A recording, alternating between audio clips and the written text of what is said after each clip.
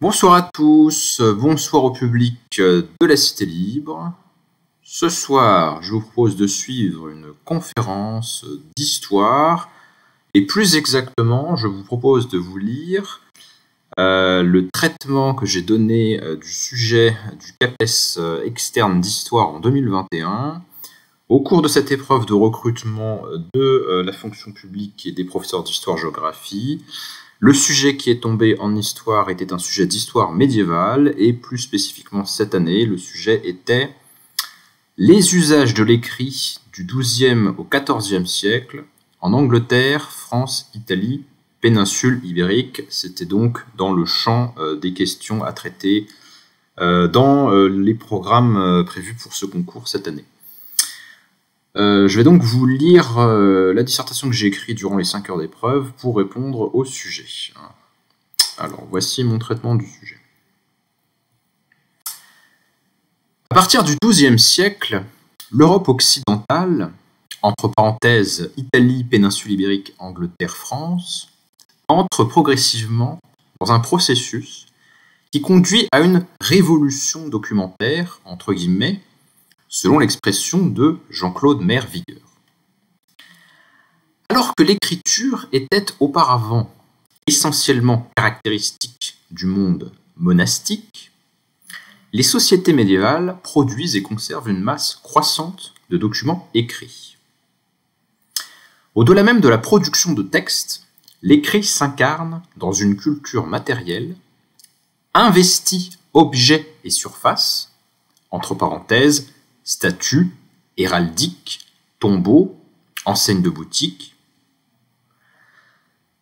Dans la mesure où sa mobilisation demeure coûteuse en ressources et savoir-faire spécialisés, on peut se demander comment la diversification des activités susceptibles de tirer profit du recours à l'écrit peut-elle permettre de rendre compte de la diffusion plus abondante de ces supports. Dans un premier temps, nous verrons que les fonctions justifiant l'utilité de l'écrit sont d'abord pragmatiques, qu'il s'agisse de la fiscalité, de l'administration ou de la vie économique. Nous montrerons ensuite qu'au Moyen Âge, divers pouvoirs politiques concurrents peuvent tirer parti de l'enrôlement d'éléments scripturaires pour s'affirmer ou résister à leurs concurrents. Enfin, une dernière partie soulignera que l'intérêt de l'écrit pour les contemporains est irréductible aux enjeux de pouvoir. Il favorise aussi la redéfinition des fondements culturels de l'Occident médiéval. L'écrit est tout d'abord une technologie pratique qui rend possible une formidable rationalisation de la fiscalité.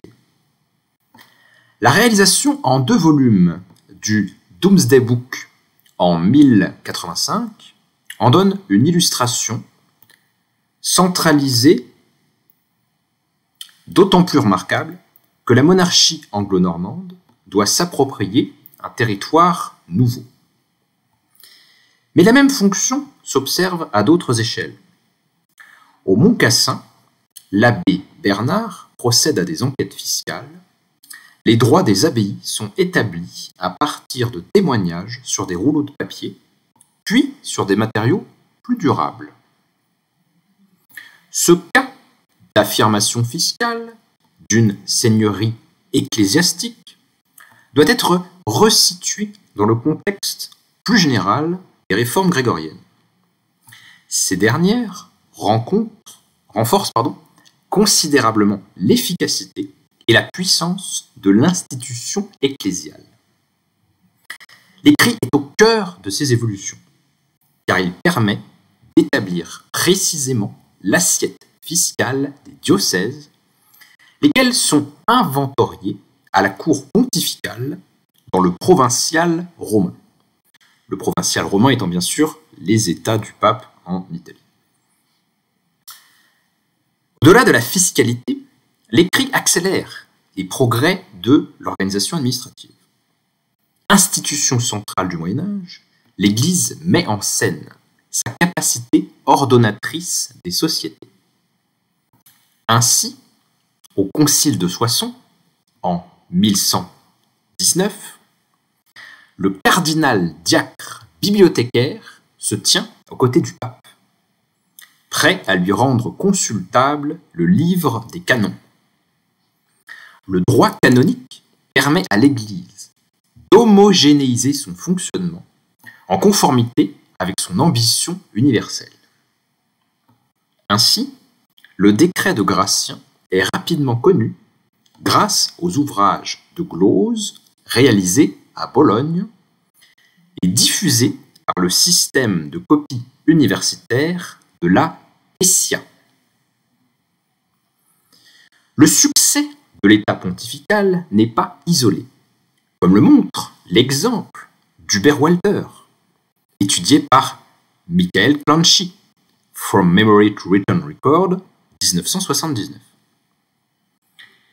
Successivement, chef justiciar, puis chancelier en 1199 à la cour anglo-normande, Walter, mal orthographié avec une coquille water, recrute dans le vivier universitaire, y compris sur le continent, et innove en matière administrative en faisant archiver par la chancellerie des doubles des chartes octroyées ou des accords conclus.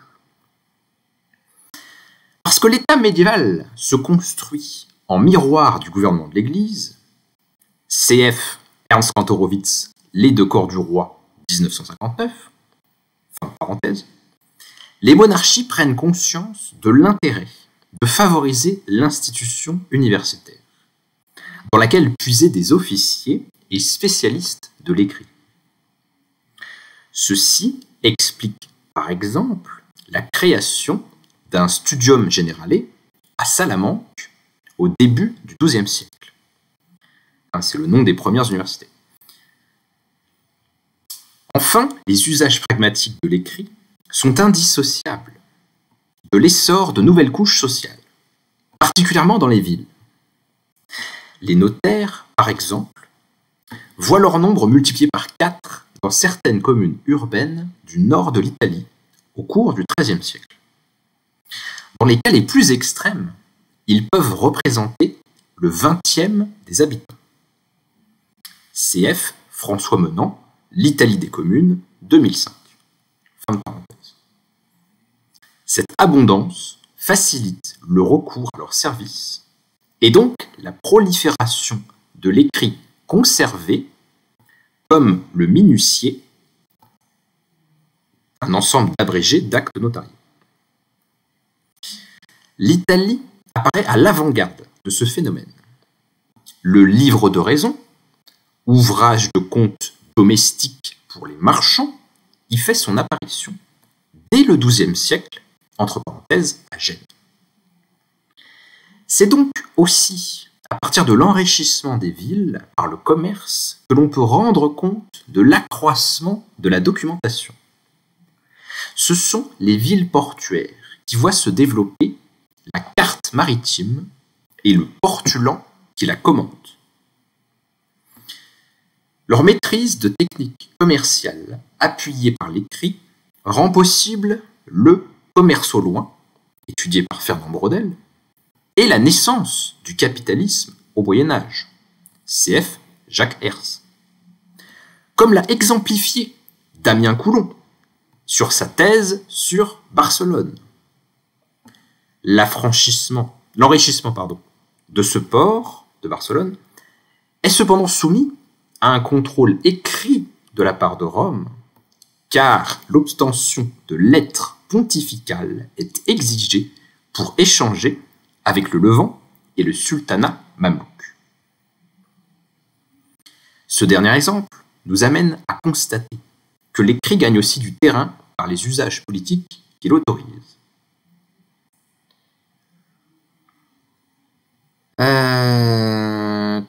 Il doit manquer un mot. Il doit manquer un mot dans cette phrase, j'ai du mal à recopier. Bon, bref. Dans une époque où les distances spatio-temporelles font obstacle au contrôle sur autrui, donc l'écrit, permet de normer, de figer les situations, mais parfois aussi de propager la contestation. Dans le contexte de la réforme grégorienne, qui marque un durcissement idéologique de l'Église, celle-ci cherche à contrôler les écrits en circulation. Ce contrôle a pour modalité la censure, comme le montre la condamnation du traité sur la Trinité de Pierre Abélard en 1121. Mais celle-ci n'est pas suffisante. L'Église, couche écrivante par excellence, je cite Joseph Morcel, de société marquée par l'oralité, écrit pour endiguer les hérésies. Cela passe bien souvent par un usage conjoint de l'écrit et des images. Ces dernières sont bien présentes dans de nombreux manuels de prédication.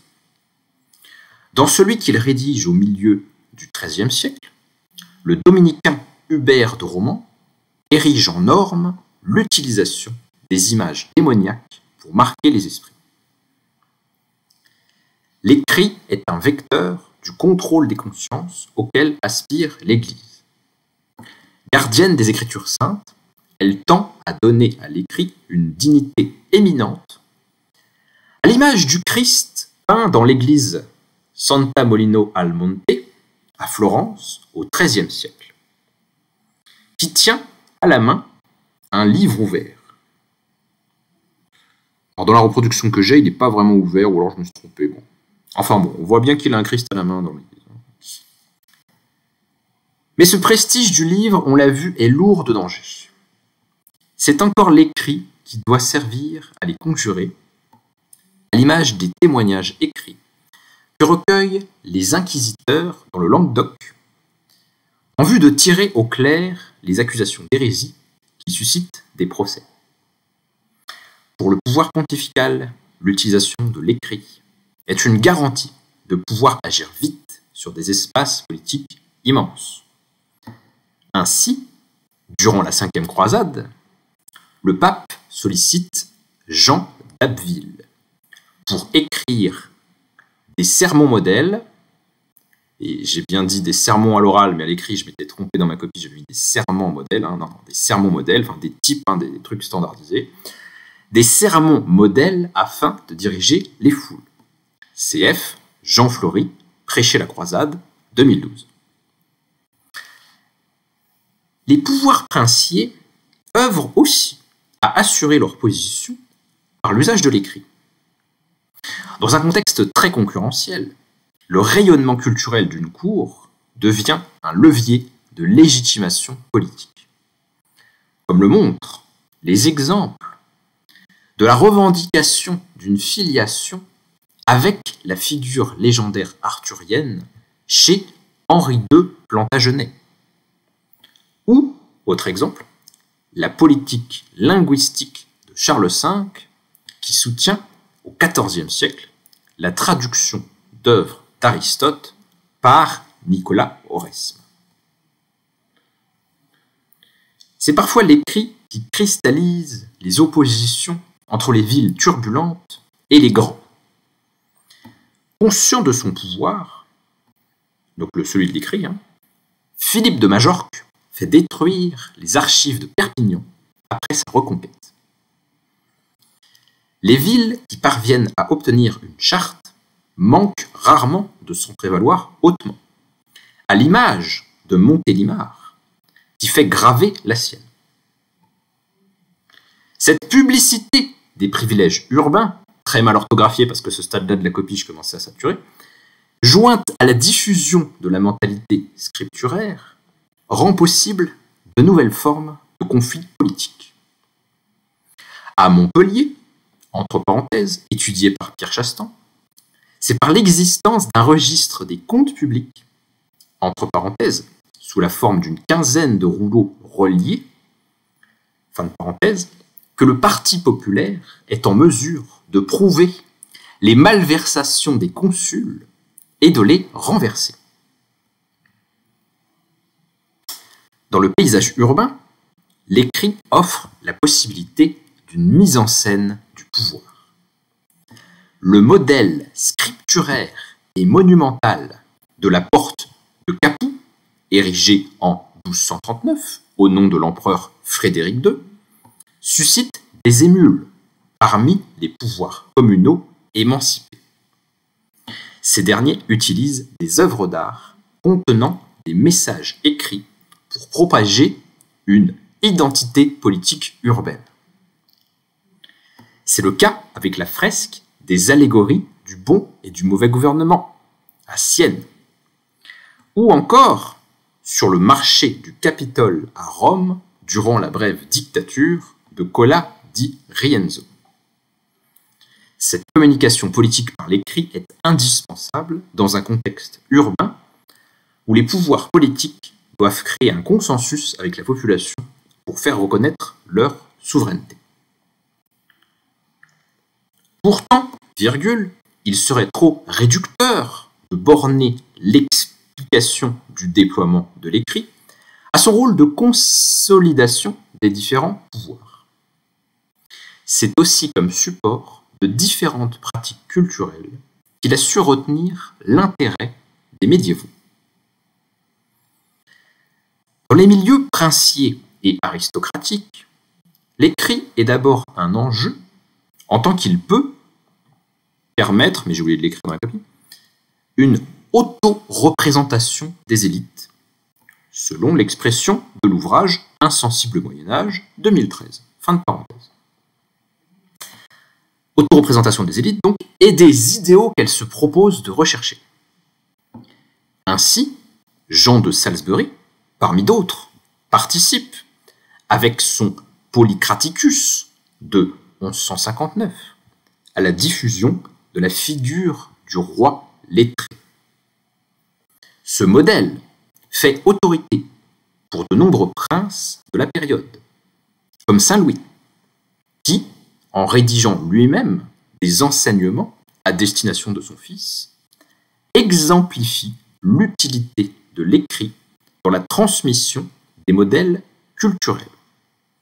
Cf. Jacques Le Goff, Saint Louis, 1996. Ce souci commence d'ailleurs à gagner d'autres couches sociales, comme le montre le traité éducatif de Philippe de Novare, Les 4 âges de l'homme, 1256.